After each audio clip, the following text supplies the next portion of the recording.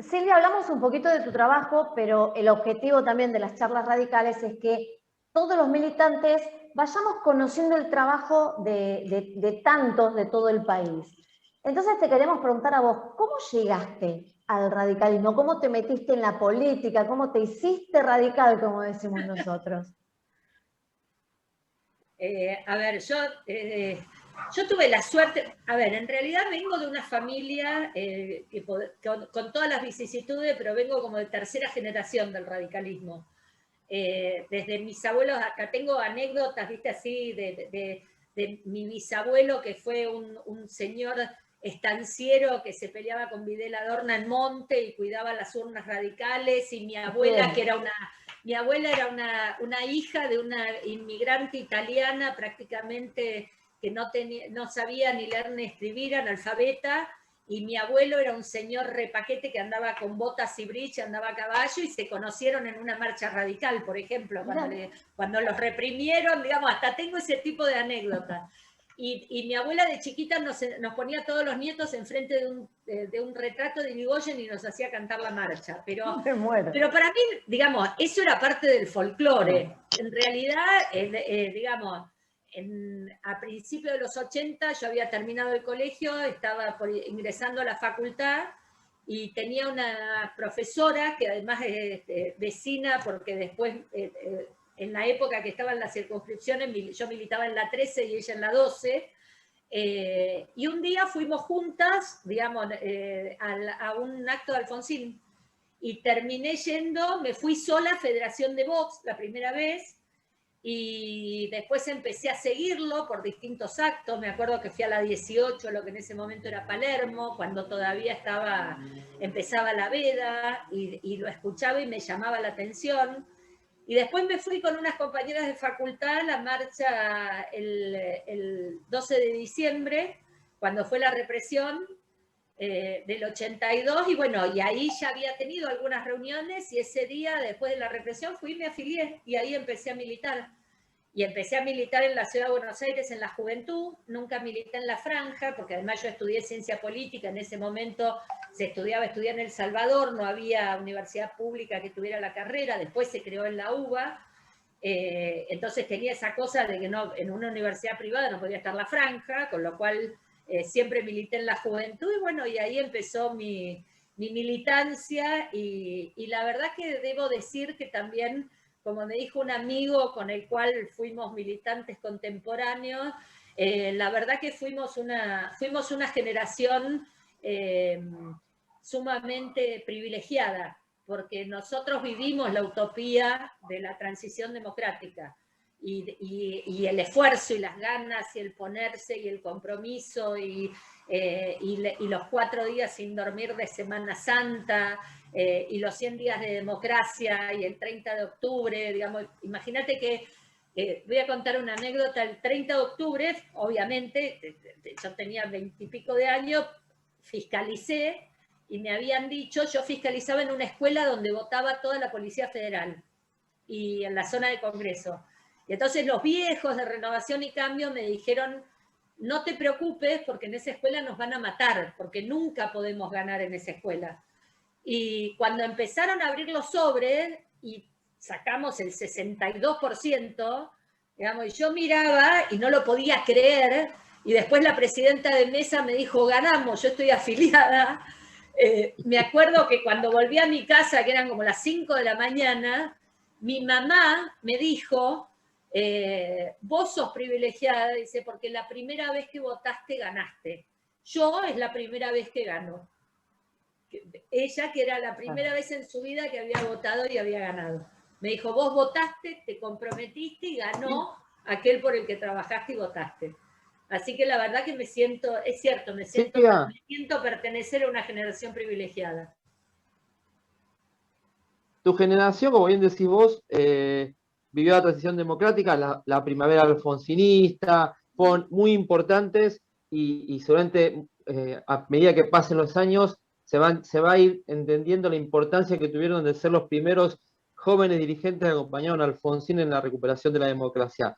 ¿Crees que los hechos que sucedieron, la hiperinflación y algunos hechos que sucedieron en la época de Alfonsín, un poco los castigó a ustedes como generación y algunos coterráneos tuyos o vos misma podrían haber ocupado otro lugar en la política que hoy no la están ocupando porque fueron, bueno, la generación que lamentablemente le tocó vivir la hiperinflación, por ejemplo? Yo no sé si fue tanto, digamos, porque en ese momento también había como mucha fuerza. Creo que en mi generación la golpeó más el 2001 que el 89. Creo que nosotros estábamos en mejores, porque todavía éramos relativamente chicos en el 89. Digamos, recién estábamos llegando a los 30, por decirlo de alguna manera. Creo que para lo que sí nos llevó puestos a una generación, y sobre todo en la ciudad de Buenos Aires, fue el 2001, porque además fue toda una situación en la cual fue una transición, sobre todo a esa generación, porque lo que fue el de la Ruazo, digamos, el cambio en el partido, después ganar la alianza, digamos, no teníamos, también éramos muy tiernos en términos de cómo construir una coalición. Eso creo que en el radicalismo generó costos importantes, y creo que en la ciudad el costo de, digamos, así como la ciudad lo llevó a la cumbre, a De la Rúa, digamos, y era el dirigente que premió la ciudad, así le hizo pagar lo que pasó en el 2001. Y ese pago lo tuvo que hacer el radicalismo durante más de 10 años. Digamos, entonces me parece que ahí sí fue complicado, porque además significó una diáspora partidaria muy fuerte y una situación en la cual creo que todavía estamos tratando de, con buenos y malos matices, digamos, porque también creo que, viste, que a veces se dice que por lo que algunos critican es lo que otros ve de positivo en algo. Y creo que a veces se tomaron algunas estrategias que desvalorizaron aquellas cosas que eran las que había que sostener de que tenía el radicalismo. Y que también nos contagiamos de algunos vicios que deberíamos haber tratado de mantener a la distancia. Ya que estamos hablando de esto y nos metemos de lleno en el partido, todo en la vida tiene cosas buenas, cosas malas. Si vos tuvieras que evaluar hoy a la Unión Cívica Radical, ¿qué cosas buenas ves y qué cosas malas, o a mejorar, vamos a ir por el lado positivo, necesitaría la UCR?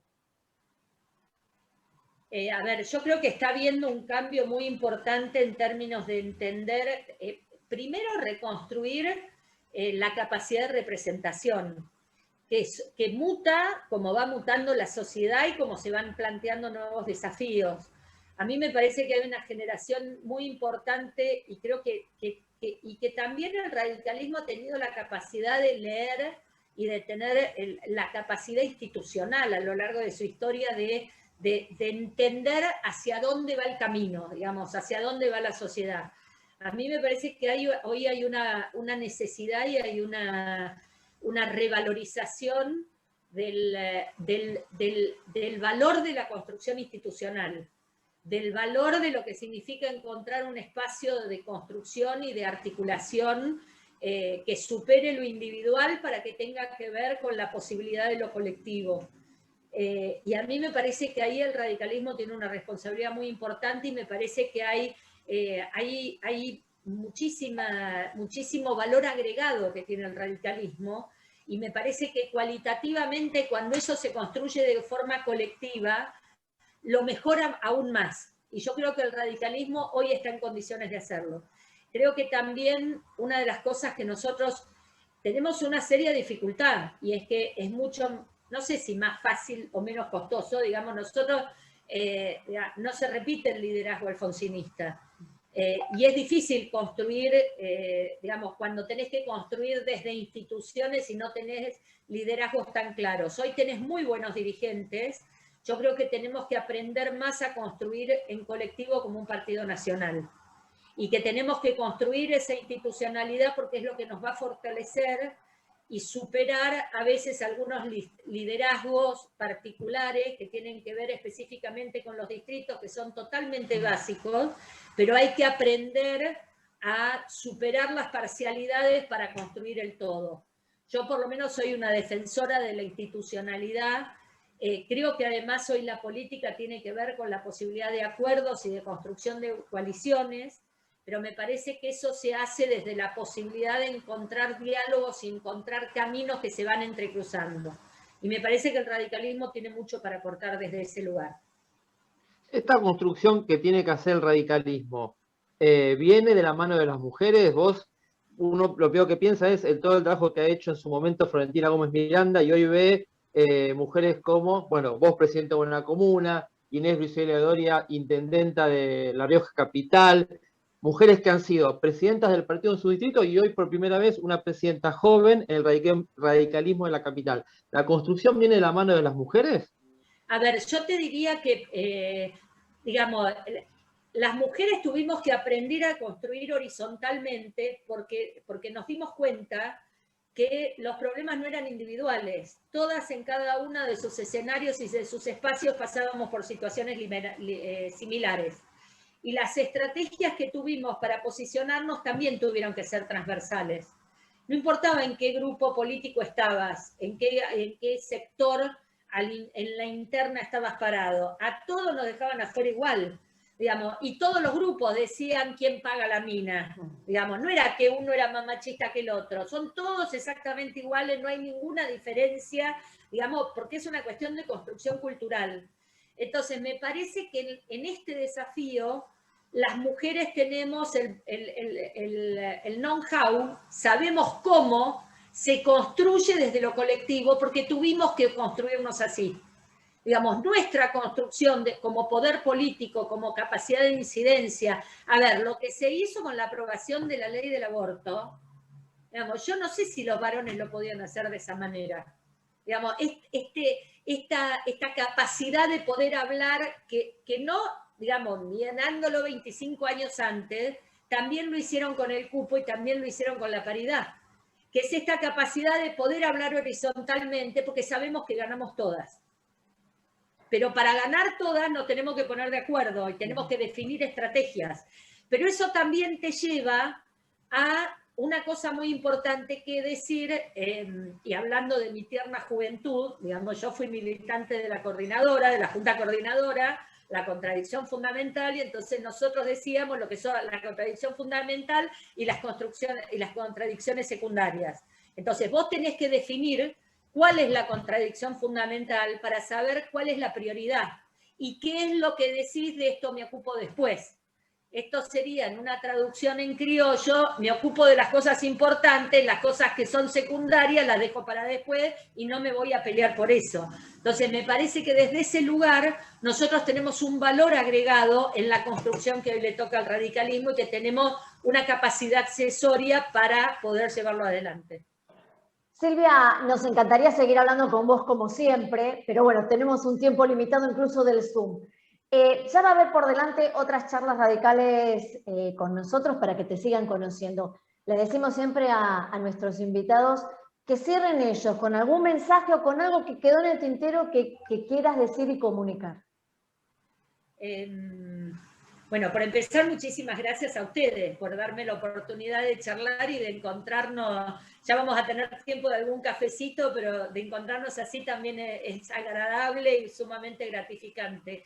Y yo creo que el mensaje es que tenemos que tener la convicción de que todavía tenemos mucho por aportar y que tenemos que tener en claro cuáles son los lineamientos fundamentales que desde nuestra identidad y desde lo mejor de nuestra tradición, que tiene que ver con los valores y que tiene que ver con cómo se expresan esos valores en cada época.